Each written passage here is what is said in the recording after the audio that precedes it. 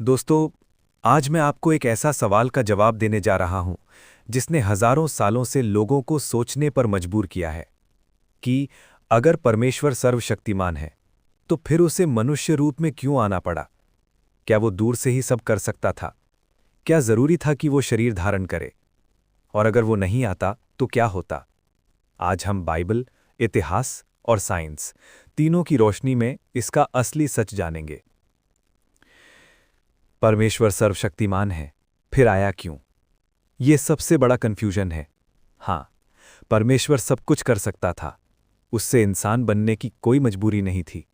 फिर भी उसने मनुष्य रूप लिया, क्योंकि तीन ऐसे कारण थे जिनके बिना हम सबका निश्चित नाश था। बाइबल कहती है कि पाप की मजदूरी मृत्यु है। साइंस में एक लॉ है, every action has a reaction. जैसे फिजिकल वर्ल्ड में नियम है, वैसे स्पिरिचुअल वर्ल्ड में भी एक नियम है। पाप इज इक्वल टू मौत, पाप इज इक्वल टू परमेश्वर से दूरी। कोई भी इंसान, चाहे सबसे अच्छा क्यों ना हो, पूर्णतः निर्दोष नहीं है। इसलिए कोई भी इंसान किसी और का दाम नहीं चुका सकता। यह दाम केवल परमेश्वर ही चुका सकता था, और दाम चुकाने के लिए इंसानी शरीर चाहिए था। इसलिए वो आया। दोस्तों, हम एक दर्द भरी दुनिया में जीते हैं। आंसू, रोग, पतन, अन्याय, तन्हाई, इस सब को एक भगवान सिर्फ आसमान से देखकर नहीं समझ सकता। परमेश्वर हमारे दर्द को अंदर से महसूस करना चाहता था। इसलिए वो जन्मा, भूखा हुआ, थका, रोया, उसे ठुकराया गया, उसे दर्द दिया गया, उसके दोस्तों को मारा गया, और अंत में वो मौत तक पहुंच गया। ये सब इसलिए कि जब तुम रोते हो तो वो आसमान से नहीं, तुम्हारे पास खड़ा होता है। मनुष्य अंधकार में था, उसको पता ही नहीं कि सच्चाई क्या है, प्रेम क्या है, पिता परमेश्वर कैसे होता है। रिलीजन बहुत थे, पर रास्ता कोई नहीं था। इसलिए वो रास्ता बनकर आया, सच बनकर, जीवन बनकर। जिस तरह एक टीचर ऑनलाइन पढ़ाता है, पर जब सामने आकर पढ़ाता है तो नतीजा बिल्कुल अलग होता है, वैसे ही परमेश्वर ने सामने आकर रास्ता दिखाया। मानव जाति अपने पापों में दबकर खत्म हो जाती, किसी का उद्धार नहीं होता। हर इंसान अपने पाप का बोझ खुद उठाता। हम परमेश्वर का सच्चा स्वभाव कभी नहीं जान पाते। हम हमेशा डरते रहते।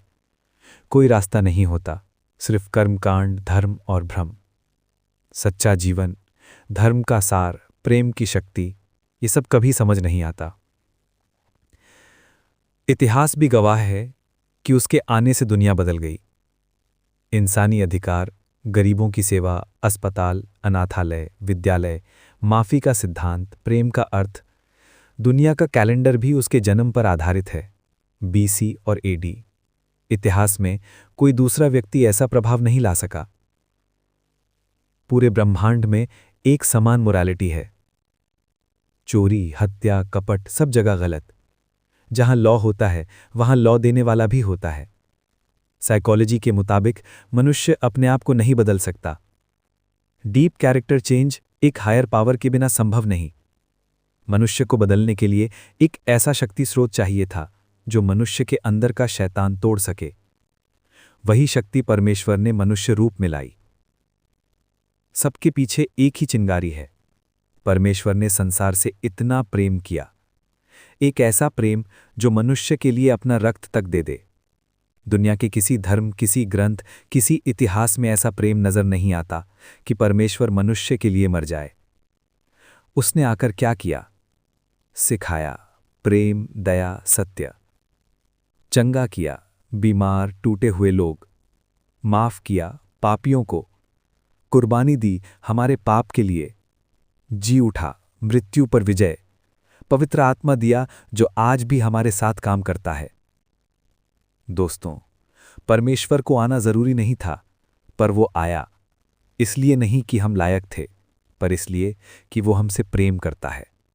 वो इसलिए आया कि तुम्हारे पाप का बोझ तुम पर ना पड़े, तुम अंधकार में भटक ना जाओ, तुम अकेले ना रह जाओ और तुम नष्ट ना हो जाओ। परमेश्वर मनुष्य बनकर इसलिए आया क्योंकि प्रेम बिना दूरी को बर्दाश्त नहीं कर सकता। जी दोस्तों, अगर आप लोगों को ऐसे ही गहरे दिल को छू जाने वाले बाइबल टीचिंग, बाइबल का असली अर्थ, इतिहास, साइंस और परमेश्वर का सच्चा प्रेम देखना है तो मेरा चैनल एक संस्कार पढ़ाकर ज़रूर खोलिए।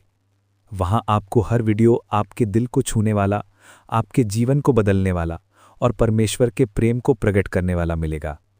धन्यवाद। परमेश्वर आप सबको आशीष दे।